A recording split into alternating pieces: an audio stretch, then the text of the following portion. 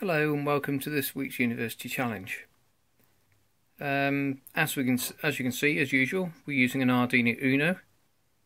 The brief this week was to produce a sort of musical instrument. We had to produce a music keyboard player with 2 buttons and 1 speaker and add some LEDs to blink with the sound. As you can see, I actually went a bit further than this and I produced 3 buttons. I would have done more, but that's the only 3 I have in my kit.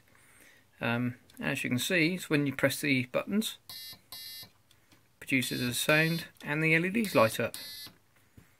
Yeah, it's quite interesting. It's quite a simple circuit, to be honest with you, as Arduino circuits go.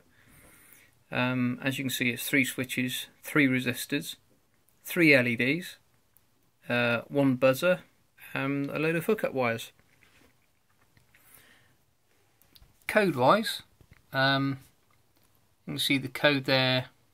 I'm using, as normal, Microsoft Visual Studio because I find it easier to use than the Arduino software. If we start from the top of the code, we've got the buttons defined here and a variable defined to store the button state. We've got some tones that were basically picked at random to play. If you scroll down a bit more, basically it says in the program to have a look at the button state and see what state it is at, what state it's in. If it's high, then it's going to play the tone. As we go down here, you've got a little bit of a delay as well. But at the end, basically, just if the buzzer's low, stop playing it. Now the interesting thing about this was it took me a little while to sort this out because we've got to use we were asked to use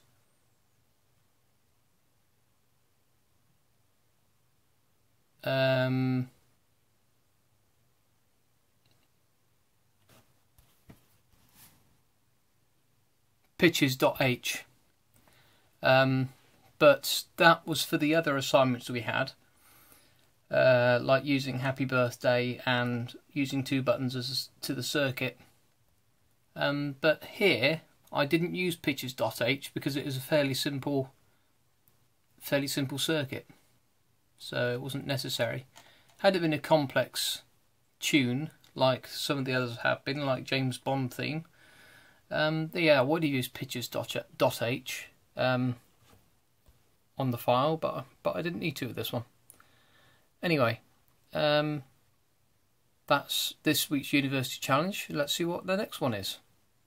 And obviously when I complete that, I'll record that as well.